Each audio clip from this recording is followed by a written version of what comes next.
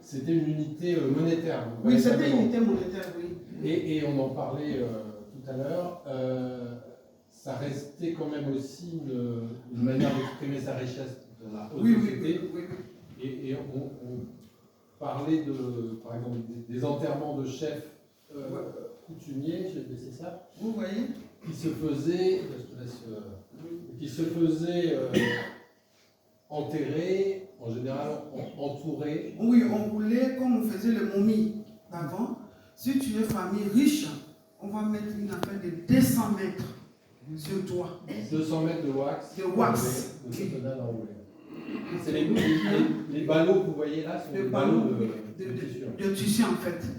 Là, ça montrait ta richesse en fait. Et comme ma mère aussi, elle est née dans une famille royale, donc pour l'enterrement, il fallait débourser beaucoup de sommes d'argent pour acheter des tissus là, pour enrouler jusqu'à ce que on va l'enterrer.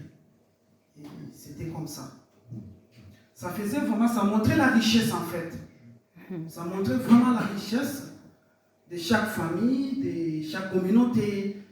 Et même si tu n'avais pas beaucoup d'argent, on pouvait cotiser pour toi, pour que ton funérailles soit quand même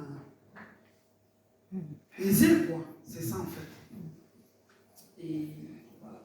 Et tu évoquais le marché de Kinshasa, elle faisait aussi la navette avec Brazzaville. Alors, pour ceux qui n'auraient pas en tête la géographie, Brazzaville est au nord de Kinshasa. De l'autre côté du fleuve, c'est les deux capitales du monde les plus proches. Il y a 4 km. 4 km, oui. Et avec à la fois deux régimes, notamment douaniers, oui.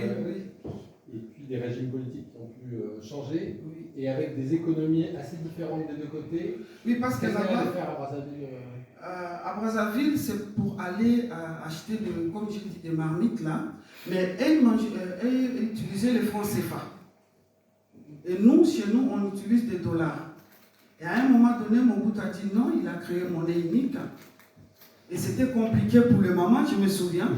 Il faut d'abord mettre le taux des dollars. Les dollars, tu changes en francs CFA. C'était un peu compliqué, c'est comme ça que ça a commencé. Et elle partait là-bas, elle achetait, elle rentrait. Ou sinon, si elle est fatiguée. Donc, en fait, il y avait le groupe, on faisait le tour de rôle. Peut-être ce mois, c'est toi qui vas faire des navettes, l'autre mois, c'était comme ça en fait. C'était vraiment regroupé, ils avaient de confiance entre eux. Bon, il ne manque jamais des trios, toujours ils sont là, mais vraiment, il y avait beaucoup de complicité en fait. Et alors, dans les deux cas, on a évoqué tout à l'heure la Bacoste, etc. Donc, vous avez compris, en gros, dans les années 70, le vêtement européen, le tissu européen est rejeté par les deux régimes, soit parce que ça évoque la colonisation, évidemment, soit parce que ça évoque le régime capitaliste aussi, la mode, la mode, capitalisme. Côté Brazzaville, vous avez des brigades, les JMNR, qui sont missionnées pour déchirer les vêtements trop luxueux dans les rues. Enfin, c'est un engagement très fort contre la mode. Et en même temps, ta mère, par exemple, allait à Brazzaville pour pouvoir commander via des catalogues à l'étranger. Oui, des catalogues à l'étranger. Là c'est moi qui faisais.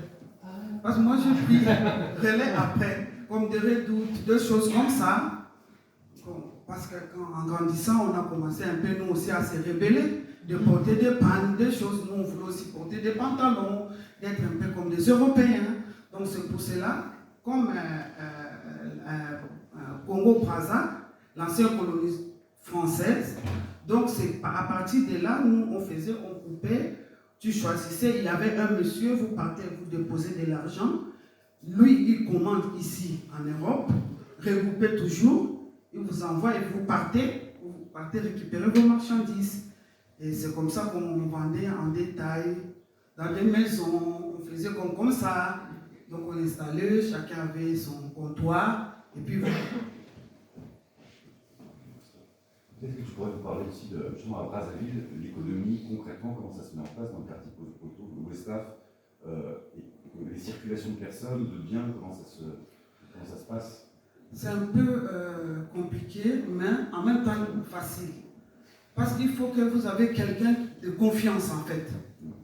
Et par exemple, chaque famille, avec quelqu'un de confiance, vous déposez l'argent chez la personne et la personne va faire des achats et vous venez, vous prenez. Mais ce n'était pas des Congolais, c'était plutôt des Ouest-Africains. Même le moment, quand ils ont commencé avec des Dahomey, des Ouest-Africains, parce que ce sont eux qui imprimaient, qui avaient beaucoup de commerçants en fait. C'était vraiment des commerçants, des Ouest-Africains. Et ça veut dire que c'est de longue date. Il y a mon Poto à Brazzaville, le quartier Kinshasa à Léopoldville, devenu Kinshasa, qui sont des quartiers d'immigrés ouest-africains, qui sont un peu au cœur du commerce sur toute la côte ouest. Oui, c'est comme ça.